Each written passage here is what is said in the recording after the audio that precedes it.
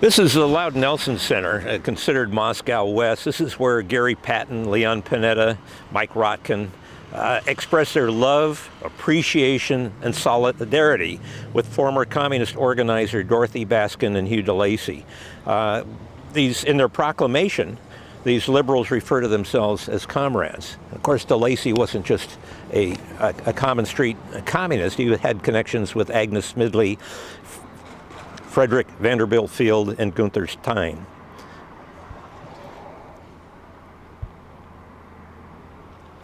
Their treason resulted in the death of hundreds of thousands of people and the loss of countries such as China to the communist Chinese. Standing in front of the Loudon Nelson Center, this was a meeting place of Hugh DeLacy, Leon Panetta, Gary Patton, and a number of other so-called liberals.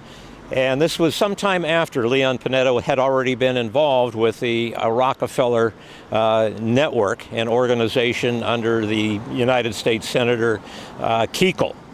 And at this meeting here, it included Dan Bessie, who was active with the Fair Play for Cuba, and also the Youth Action Union, which is the linear descendant of the Young Communist League. But they signed off a petition dedicating their love, appreciation, and solidarity, and referred to themselves as Conrad for this person that was deadly force.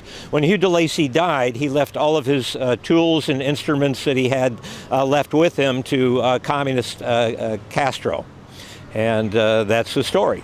But this is interesting that this is part of the roots between the Rockefeller family. He's basically, Leon Panetta has been the adoptee, inducted into the Rockefeller family, and his communist connections, which really there is no difference between the two. They're not antagonistic towards each other at all. They're part of the Hegelian tools in order to manipulate the people, pushing them towards a world government. Yeah, this is the center, which has been really a boon to the community, is named after Loudon Nelson, who donated his will to the community and to this community center. And we see no longer a slave encased here in glass. Unfortunately, the people that are working on the agenda, United Nations Agenda 21 and the North American Union, are designing to put people back into slavery. And that was what that meeting was all about, unless you think that the Soviet Union was the ideal utopia that people should have to live in.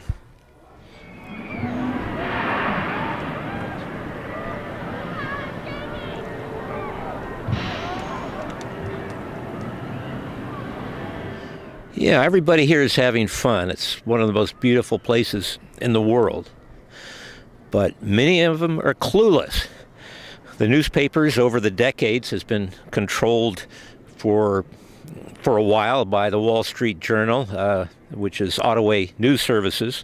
In fact, Peter Elliott, his wife Karen House, was related to Colonel House, who advocated a North American Union and put together a program for a military dictatorship under his book, Philip Drew Administrator.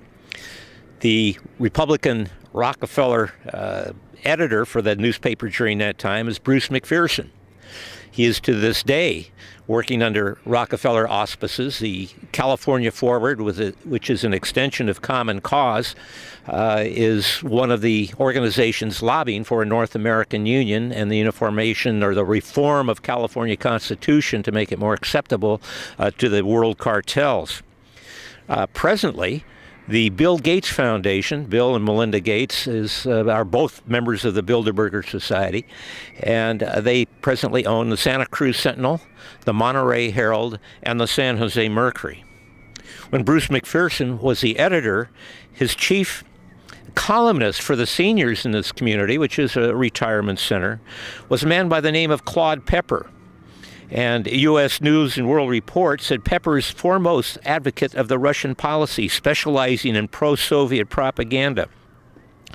He hired a man by the name of Charles Kramer, who was a member of the Ware and Parallel Soviet spy rings. Again, we're talking about heavy duty. These aren't just people wanting peace or civil rights and being sucked into some communist front. These are people actually connected with espionage agents.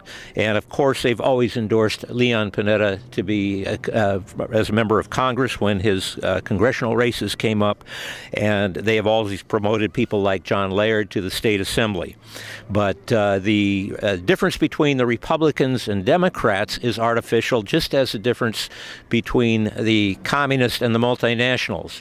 Communism, you've got to understand, is a tool of the banking establishment.